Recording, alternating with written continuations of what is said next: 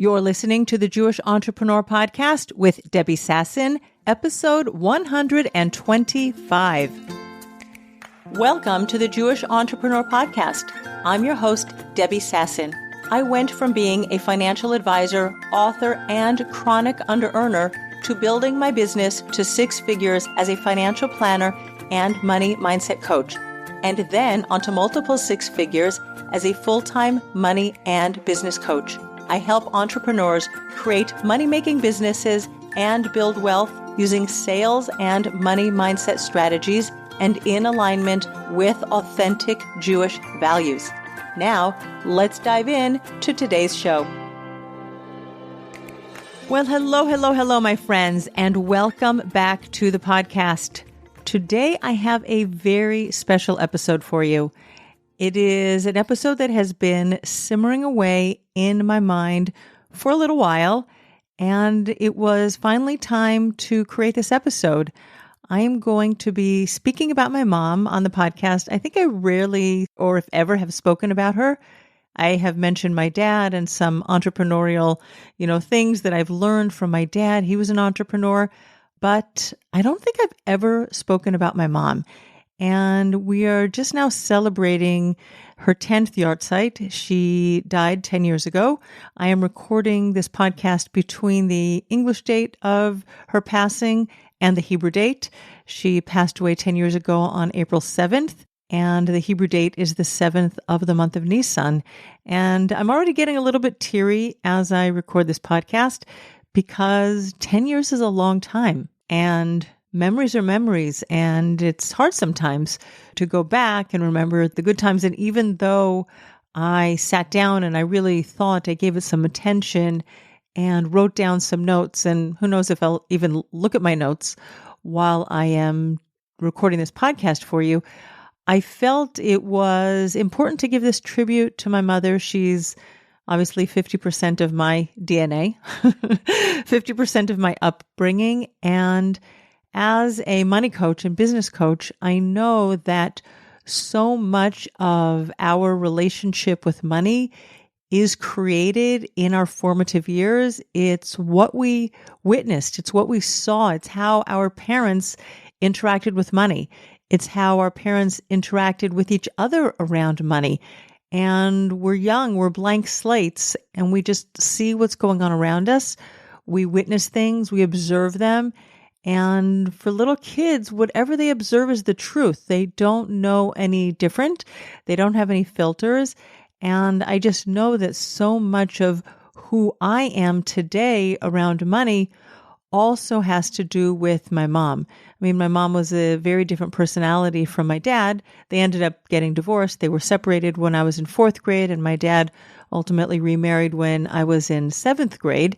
I always say that my dad was the entrepreneur. I take after him. He's the go-getter. I am the go-getter.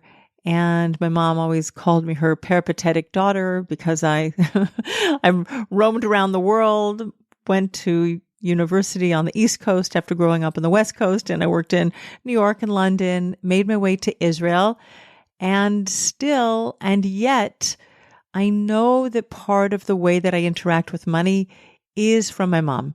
So as part of this series that I'm doing, Mastering the Money Game, right? This is part 3. These are the lessons that I've learned from my mom, and I'm going to share them with you right now. So the first thing that we have to talk about is really what I observed growing up as a kid, because as I just said, the way we interact with money comes so much from our family of origin. And the house that I grew up in was we were middle class, nothing standout, nothing fancy. Certainly the house that I grew up in, we called it the old house. There was the old house and the new house. My dad still lives in the new house. After my parents separated, my mom and all of us 4 kids stayed in the house. And then when my dad remarried and my stepmom brought her son into the family, we were 5 kids. So my mom moved out and my dad moved into the house. And that new house, that we moved into when I was 6 years old is still the house that my dad lives in and my stepmom Diane, and they should live and be well to 120 in the new house. That's a little bit not so new anymore, even though it's been redone, renovated, refurbished, etc. over the years. But when I was growing up in the old house, that was a more middle-class neighborhood. And I just remember things being very simple, very easy, carefree. We played outside on the sidewalk a lot. And I don't know if I'm remembering it actually or if I'm remembering it from pictures, but I definitely have in my mind pictures of me playing on the sidewalk and the grass, and down on the corner there was like a lamppost, and we used to play superheroes. My brother, who's 2 years older than I was, he was Xanderman. I guess that was like a Spider-Man, and I was Rose Girl, and my younger sister was V for Victory. And that's where we lived, and we played outside a lot. In fact, all of my upbringing, we played outside a lot. I think that life was different then. It was simpler. It was safer for children to play outside. I'm very thankful that I live in Israel, where my kids also grew up playing outside and being on their bicycles. And of course, the weather's good. My sister lives in Arizona, and it's boiling, schmoiling hot in the summer. Hi, Lisa, if you're listening. That's my sister. It's really, really hard to let your kids play outside when it's 116 degrees outside. I remember visiting her once, and we could not even be outside in her pool after 9 o'clock in the morning because it was just too hot. But I digress. I did not grow up with a pool. Not in the old house and not in the new house. We did not have a pool. As I said, we were more middle class, and it was definitely an upgrade when we moved to the new house, to the house in West LA in Brentwood, where my dad still lives. And one thing that I know for sure is that in the new house, because I was almost 6 when we moved, so I don't have a ton of memories from when we were younger, but I do know that fancy living room furniture, fancy bedroom furniture, fancy dining room furniture, that was never, ever part of my upbringing. In fact, I don't even think that we had a dishwasher when I was growing up. I have this vague recollection that when my dad and stepmom got married, that's when we got a dishwasher. I could be wrong, but I don't think so. We really did have a pretty middle-class, simple upbringing, and we would shop at bargain stores. I remember shopping at Sears. That's where we got a lot of our clothes. Not JCPenney's. I think that was just a little bit lower grade than Sears, if I'm not mistaken. My dad's mom, my grandmother, I remember her taking us shopping at JCPenney's, but not my mom. My mom, we would go to Sears, and I definitely remember being very frugal, and I would get hand-me-downs from my older brother. I would get his t-shirts, anything that he grew out of that was suitable for a girl and that I could wear definitely went from my older brother to me. There was not a lot of extra money floating around the house when I was growing up, but I never ever felt that I was at a loss. And I attribute a lot of that to my mom, the way she took care of us. And what I do remember most was we had so much fun. We spent a lot of time outside, as I said, and we had a dog. And we used to take our dog Heidi into the canyons. In West LA, you can go, there are like canyons all over the place. And we would go for trips, I guess mostly on the weekend. We would go on trips with our dog Heidi, and we would walk, and I remember just collecting rocks. And my mom was always so fascinated, and we would look at the rocks and see if they were pretty colors and pretty shapes, and were there crystals. I mean, obviously not real, not real crystals, not gemstones, but there was a fascination there. There was, number one, the being outside. And when we moved to our new house, that's when my younger brother was born. So the three of us were born in the old house. And then my youngest brother, Jamie, was born when we lived already in the new house. And yeah, we would go out. We just did a lot of outdoor activities. And of course, that's not expensive. I definitely remember when we upgraded my mom's station wagon. There was an old blue, like medium blue Ford station wagon. And then we upgraded it to a country Squire that had wood paneling on the sides, like so 1970s, the country Squire with the wood paneling and the seats in the back. And we used to love sitting in those. It wasn't a fancy car, but it was fine. It was sufficient. It was just enough for us. And we used to spend the time outdoors, hiking, walking, exploring. My mom loved to explore. We would also go to flea markets, right? That's an inexpensive place. You go in England, they're called car boot sales. I learned that from my husband when we got married. And she would just take us to the flea markets. It was a great way to entertain 4 children. I guess in those days you weren't worried about kids getting lost or abducted, God forbid, in large outdoor activities. But we used to just walk up and down the aisles, and I don't know if we had allowance money or birthday money, but I do remember occasionally buying like a secondhand stuffed animal from the flea market. And it's possible that we even sold things so that we had some money. Maybe we put down our own blankets and sold things. I don't really remember, but it was definitely a way that you could inexpensively entertain a family with 4 kids and also give us as children some power and control, responsibility and ownership over money, because we had to make choices with our money. And that was something that I think a lot of children don't have. They don't have that awareness that money has a value and that you have to make choices. I know that I got an allowance from my daddy. Even when I think about my money memories, once a week, my dad would give me 20 cents. I remember seeing, and I can see it in my mind's eye right now as I'm talking to you, 4 shiny nickels stacked up, and he would like hand me those nickels. It wasn't a lot of money, and that, I guess, is how I was able to save up enough change to go to the flea market and buy myself some secondhand stuffed animals. And I can even see in my mind, there was a like faded pink stuffed animal toy that I bought, and when you shake it, I think it like rang a little bit like a bell. But that's one of the things we did. And we had a lot of fun doing that. I always remember that that was such a fun activity. And another thing we would do is we would go to Rancho Park in West LA. If you know the area that I'm talking about, all my LA people just like say hello, send me an email, tell me that you remember or you know about Rancho Park, big park. And again, that was a place that we would take our dog Heidi, and it was an outdoor activity. And my mom was so much fun. She loved sports. When she had been younger, like teenager, whatever, she was a swimmer. She was always very, very athletic. And she would get out there and throw the football with us, and she'd throw balls to our dog, and the dog would go like chasing down the park and go running after the balls. She was quite the athlete, my mom. And that was just so much of my fun memories. So it wasn't a fancy upbringing. It wasn't a fancy childhood.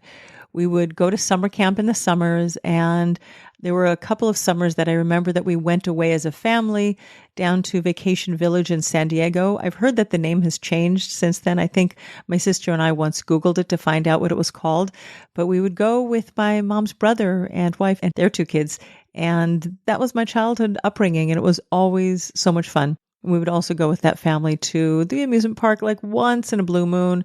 We went to like Knoxbury Farm or Disneyland or Magic Mountain, but it wasn't an everyday activity. What I also remember specifically from my childhood with my mom is how responsible my mom was with her money. I didn't realize it at the time, but I was learning through osmosis the importance of balancing a checkbook.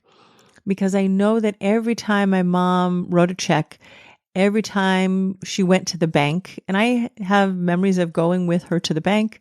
I also know that I opened a bank account. I don't remember if I went on my own or if my mom went with me, but I know that I got that passbook savings account, and I loved going to the bank and depositing my money and watching the numbers grow. It was so much fun. Still is fun watching numbers grow in my bank account. But I remember my mom being very fastidious about balancing the checkbooks. And that was such a good life skill that I didn't even realize that I was learning.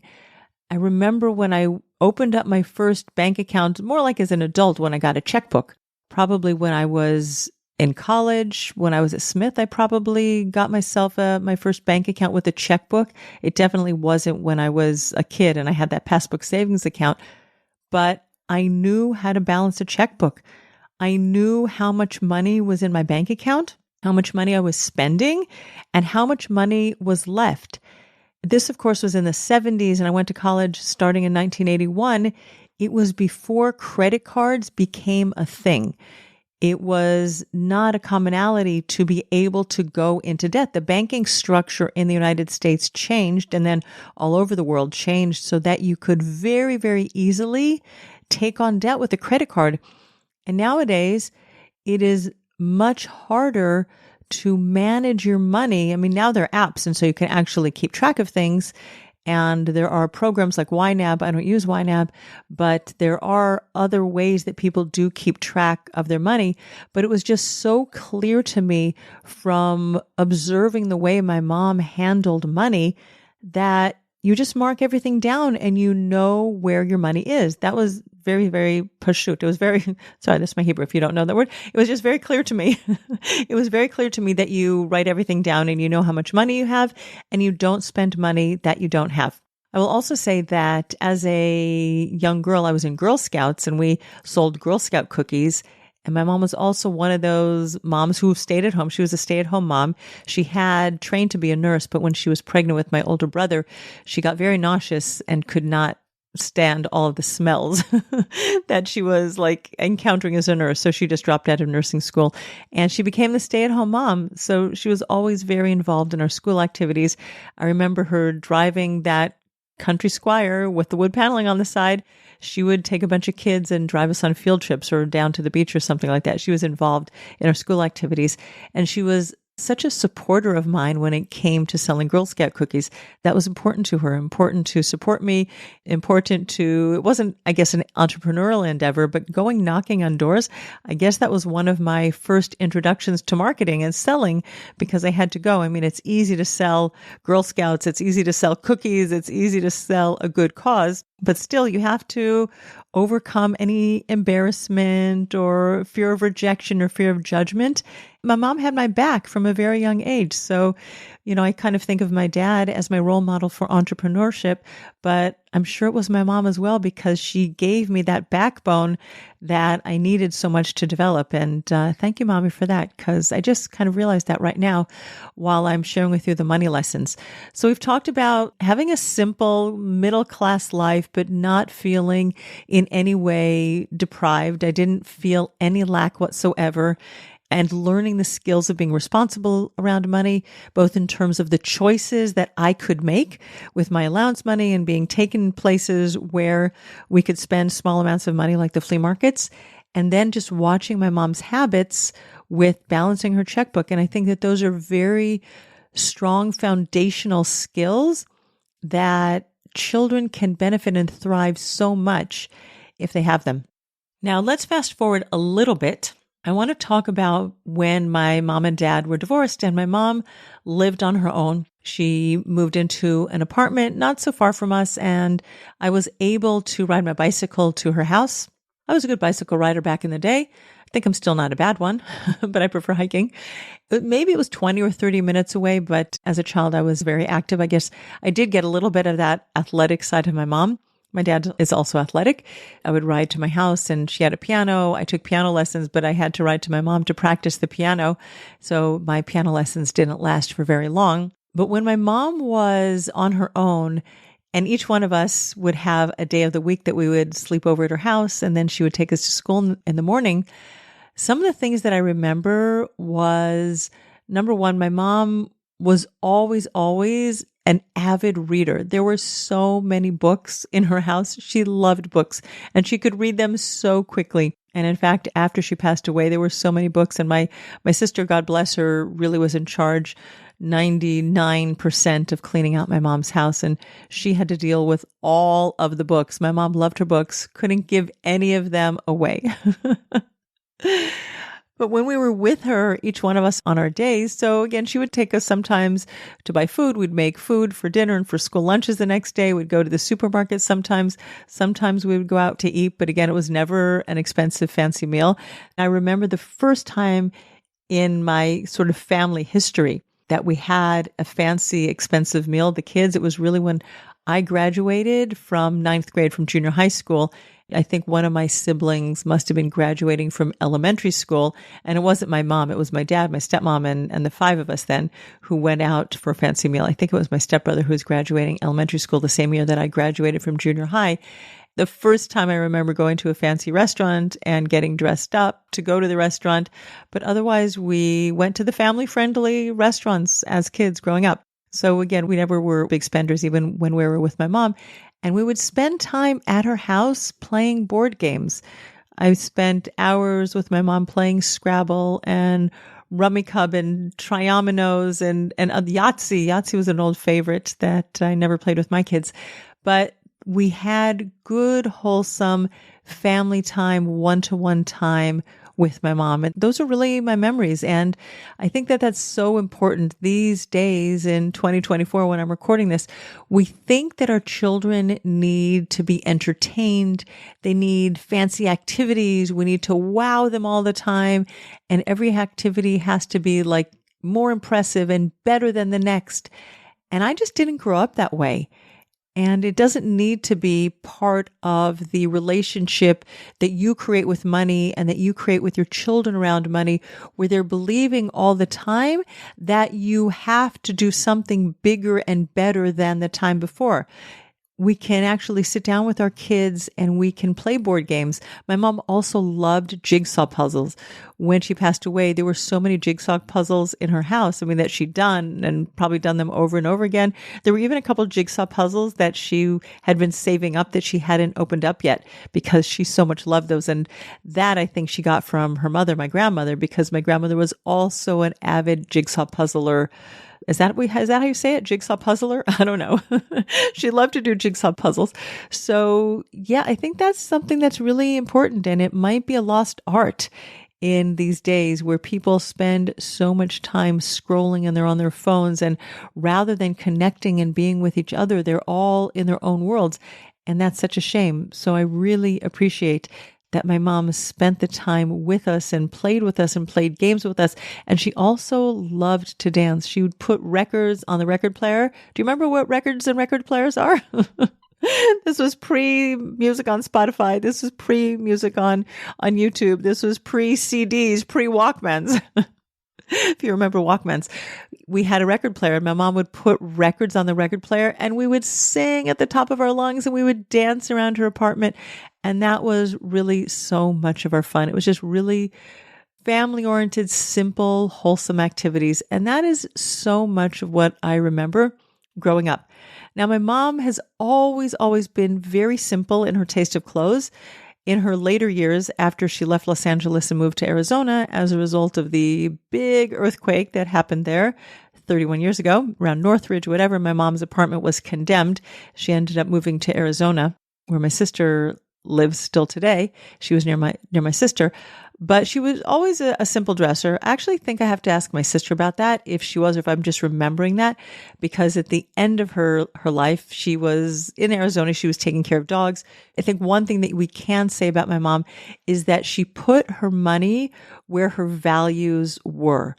And we're going to talk about her handbag fetish in a moment, because that's where she was a simple dresser, but she loved fine leather designer handbags.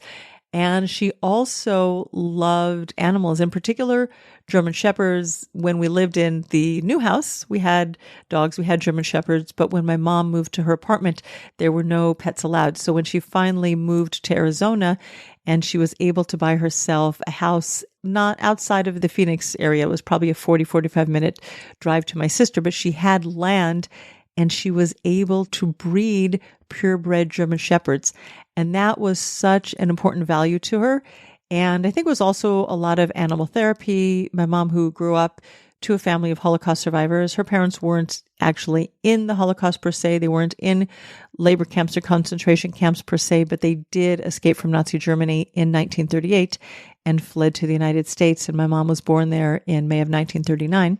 So she did grow up a child of, Holocaust survivors of sorts. And there was the trauma in their family and other stuff around rebuilding their life from nothing to where it came to in the end. So my mom, I think being on her own, being a single woman, she never remarried. She did have some boyfriends at various times after my parents separated and divorced. But when she was in Arizona, she was definitely alone, isolated, as I said, about 45 minutes from my sister. And she bred animals. And that had always been, like dogs had always been a love of hers from her childhood. And she gave her heart and soul to her German Shepherds, to her dogs. I mean, she had what we would call today a hobby business because she never made any money in her business. She definitely lost a lot of money in her business, but okay, I think it was cheaper than therapy. But it was really, really important for her to breed the top quality dogs. And she loved them so, so much. Like it was really something that was so much on her heart, so important. And she loved just selling them to people and having them be so happy with their new dogs. And she really hand fed them and trained them up as much as she could. And I guess you give away your puppies when they're about 8 weeks old, if I'm not mistaken. Don't ask me, I'm not a dog breeder, but maybe you are. And she gave such explicit instructions to people who would buy her dogs. She just loved them so much, the dogs. She didn't know the people, but she had brought up these puppies since they were born. And also she took such good care of the moms. And when people would complain that the puppies weren't doing what they were supposed to do in terms of the training, it would infuriate my mom because she gave them explicit instructions on how to train the dogs. And it would really frustrate her if people weren't taking care of their dogs properly. Something that she told me, and this was right before she passed away. I think it was like the last time that I saw her I went to visit her. It was just 2 months before she passed away. I happened to have made a visit, thank God, thank the good Lord, just at the right time to Arizona. And she said one of the things that she was most proud of was raising these purebred German Shepherds. And she gave away many of them to the Seeing Eye Foundation, I guess in her area in Arizona. And that was also something that I learned from my mom, was just the value of giving and the value of caring. After my parents' divorce, she volunteered. She volunteered with underprivileged children. And that value has stuck with me very strongly. I guess it harkens back to the Girl Scouts and supporting the Girl Scouts. And that giving was always a very strong value in terms of time, energy, and money that I learned from my mom. But as I said, she invested a lot of time and energy and money in her German Shepherds. They were very important to her. Because she did that for about 20 years of her life, she really had like a capsule wardrobe. She wore the same kind of jeans, the same kind of t-shirts. And in fact, she didn't like to spend any time or energy thinking about her wardrobe. If she found a pair of jeans that she liked, she would buy 5 of them. If she found a t-shirt that she liked, she would buy 10 of them so that she could just be wearing them, working in them, getting dog hair all over them, sweating in them, getting them dirty, throw them into the laundry, and she would just be able to recycle the same clothes. She would never have to worry about mix and match. You could always find my mom in jeans and a white t-shirt, and the white t-shirt could be bleached. So it was never a problem of any of her dog's muck getting onto her t-shirts. And that was the way she lived. And that's the way I remember her. And also her shoes, they had to be comfortable, especially as we age. Ask me how I know. Our shoes have to be comfortable. But she didn't invest a lot of time or energy in her wardrobe. But let me tell you about her handbags. My mommy of blessed memory loved her handbags. It had to be good, fine leather, like the best. It had to be a designer handbag. And the shape was so important. Like she had an artist's eye. She was a painter also, and she was a phenomenal piano player. I mean, she really was like a Renaissance woman. We're talking about her athletic capabilities, her artistic capabilities. She could sing, play the piano, and she cared for the dogs. She was really a Renaissance woman in so many ways. She didn't worry too much about how she was dressed, but her handbags were super duper important to her. And she had quite a collection of handbags. And when I went to Arizona many, many years ago already, long before she passed away, and I guess I mentioned to her about wanting to get a backpack. It was important for me as a mom of many that I would be able to carry all of my things in my backpack. That way I could go to the supermarket and my wallet and a water bottle and the kids' diapers and whatever were going to be in my backpack. And she took me to the Coach store and she bought me a beautiful leather backpack that I love to this day. And recently, when I was in Arizona, this is already a couple of years ago, I wanted to replace my wallet because when my mom passed away, I took her wallet. I said she liked handbags. She had a Bally wallet, fine leather. And after she passed away, I took that because that was one small thing that I could take back from the United States to Arizona. And it had memories for me because I just remembered my mom and this wallet and the checkbook and the balancing the checkbook. And this was just so much of who she was. But after I'd been using it, for about 7, 8 years. After my mom had been using it for however many years, the stitching was already falling apart. So I told my sister, I said, let's go to Coach. I know that my mommy would like it if I would invest in a wallet from Coach, because she took me there however many years before to buy me a backpack. And so now I have a new wallet that it's already almost 2 years old. It took me, I have to say, 9 months after I bought it for me to use it, because I didn't want to let go of my mom's wallet. It was just too dear to me and too important to me. But I invested, and it's so much the memories. It's my mom. It's who she is. It's what she represents. And it was her handbags, her purebred German shepherds, and she has that artistic eye. And my mom loved jewelry, like fine jewelry. That was something else that we were always doing anytime we were with her. When she and my dad had already divorced, it was, we would just go window shopping in jewelry shops. Look in the window. She'd go on. She'd try things, right? She would, here and there, she'd buy something. But it really wasn't until after my grandfather passed away and my mom got an inheritance from my grandfather that she was finally able to treat herself and to buy herself some fine jewelry. And it was really important to her. And she loved dressing up in her jeans and her t-shirt. And she had gold jewelry that she absolutely loved and adored. And I was fortunate when she passed away that, my sister and I and my two brothers, we split some things. So I was able to inherit things. And I have a few things from my mom that I was able to bring back with me to Israel, and a few things that I was able to give my daughters, beautiful memories. And her love of fine jewelry was such that there was one time, I guess it happened more than once, that I was speaking to my mom on the phone. I was living here in Israel already, and it must be at least 20 years ago already. And I was complaining about my watch, and the watch battery wasn't working. My watch had stopped. I had to go and get the battery replaced. And she told me, she says, you're not getting good batteries in Israel. You're probably getting those cheap Chinese batteries. I hope I'm not saying any bad words about anybody. But anyway, it was very important to my mom that I had a good quality watch.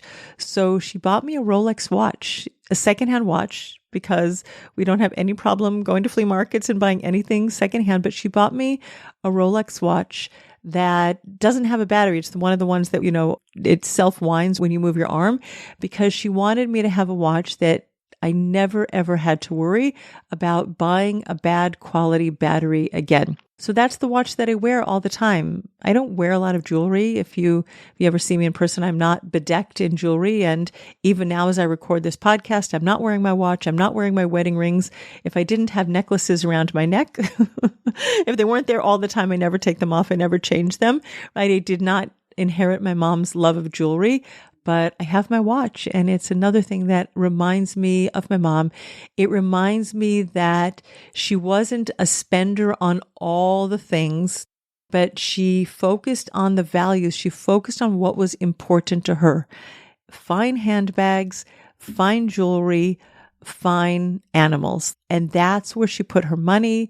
And I think that is such an important lesson in anybody's life, is that we can have the things that we really want and desire. We just can't have all the things that we want and desire, right? So choose the things in your life financially that are important to you and buy those, invest in those. And again, pace yourself like my mom paced herself. We went to the flea market and I had to learn from my allowance how much I could buy and how much I had to wait till later. I don't think any of the four of us grew up to be spendthrifts. We do have different personalities. Some of us like to have more material goods. Some of us are fine with less material goods. I'm definitely one of the siblings who is fine with less material goods than some of my siblings, and I'm okay with that. And I do attribute a lot of that to my upbringing. It was just not something that was important to me.